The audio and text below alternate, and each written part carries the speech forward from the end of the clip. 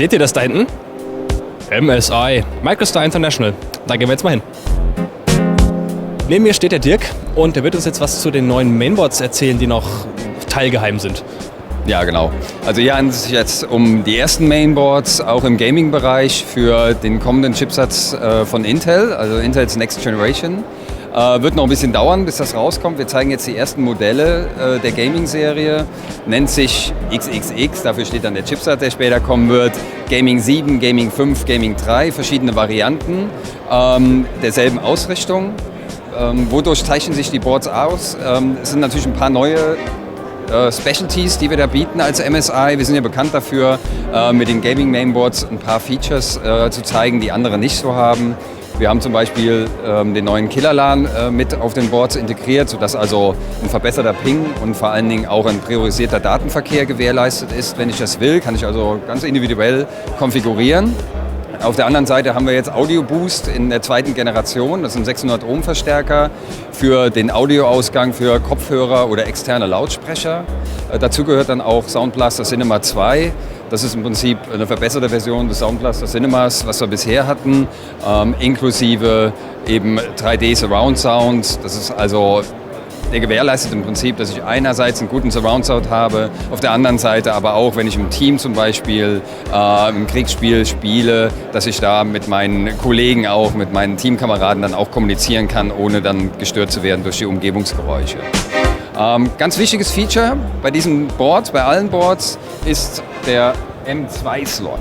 Das ist der hier, also so ein ganz kleiner Slot, erinnert so ein bisschen an mSATA, ist aber doch ein bisschen kleiner. Wenn wir uns hier unten mal mSATA angucken, das ist der Standard mSATA-Slot, der natürlich auch auf der SATA-Technologie basiert.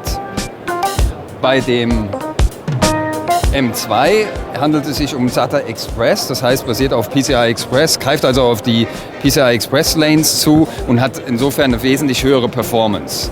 10 Gig ist hier die Maßgabe im Verhältnis zu 6 Gig von SATA 3. Also schon ein Riesensprung, was wir da erwarten können. Da wird es also auch zeitnah, sobald der Chipset und die neuen Prozessoren dann auf dem Markt sind, wird es auch Karten geben, die dort reingesteckt werden können in verschiedenen Kapazitäten, sodass ich entsprechend auch eine ziemlich hohe Leistung habe für den Abruf meines Betriebssystems.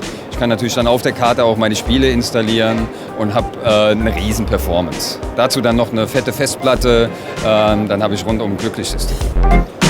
Kannst du da schon irgendwie einen Zeitrahmen verraten, wann das so weit sein wird?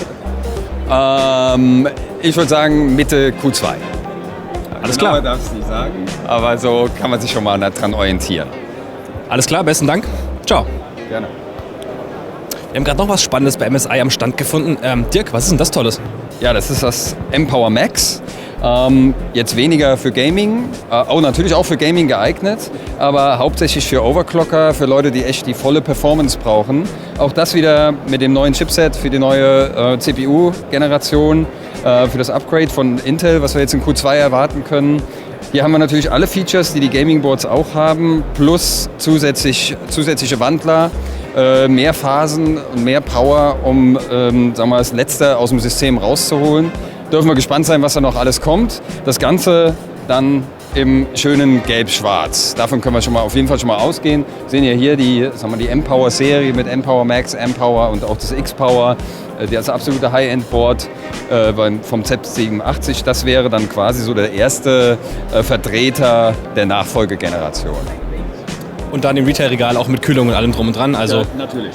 Das ist jetzt noch ein sehr frühes Sample. Da fehlen also noch die kompletten Kühler. Es fehlen sogar die I/O-Ports hier vorne. Wir wollen ja noch nicht zu viel verraten. Es ist noch sehr viel Zeit, bis wir soweit sind. Nur mal um einen ersten Einblick zu geben. Schön, besten Dank.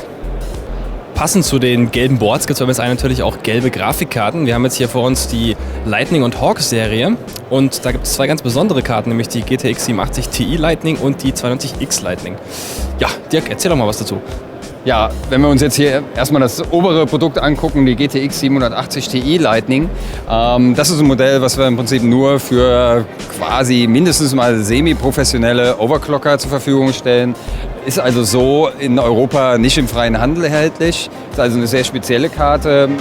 Ist relativ aufwendig, das in den Markt zu bringen. Wir haben uns entschlossen, das wirklich dann nur für Profis zur Verfügung zu stellen. Ganz anders als Die ganz neue Karte, also unser allerneuestes Modell, das ist die R992X Lightning, hat von der Kühlung her ein Upgrade erfahren. Also eine kleine Veränderung im Vergleich auch zur 87 Ti Lightning.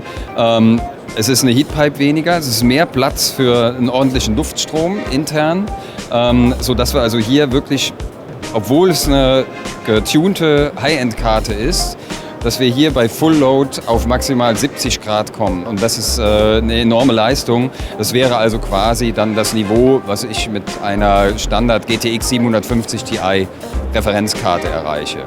Da sind wir also trotz hoher Leistung schon auf einem ganz anderen Niveau der Kühlung. Und ja, es sind schon erste gute Referenz-Overclocking-Ergebnisse im Netz zu beobachten. Und da wird mit Sicherheit noch mehr kommen. Die ist auch im freien Markt erhältlich. Kostet 5,99, ist unser UVP. Ist also für Leute, die es wirklich ernst meinen und die mit so einer Karte auch wirklich ein paar gute Ergebnisse erzielen wollen. Ja. Die liegt ja auch schon bei uns im Testlabor. Besten Dank schon mal dafür. Sie hatten einen Basistakt von 1080, also einen Boost von 1080 MHz, stimmt das? Das ist korrekt. Ja, das ist schon mal die schnellste 92X auf dem Markt. Genau. Ich kann natürlich da auch hier mit LN2 kühlen. Ja, ich habe hier 2 BIOS-Versionen auch mit drauf. Habe also jede Menge Möglichkeiten. Solange ich mich damit auskenne, kann ich hier einiges erreichen. Bin mal gespannt, was euer Test ergibt. Ja, wir auch. Besten Dank. Ciao. Danke.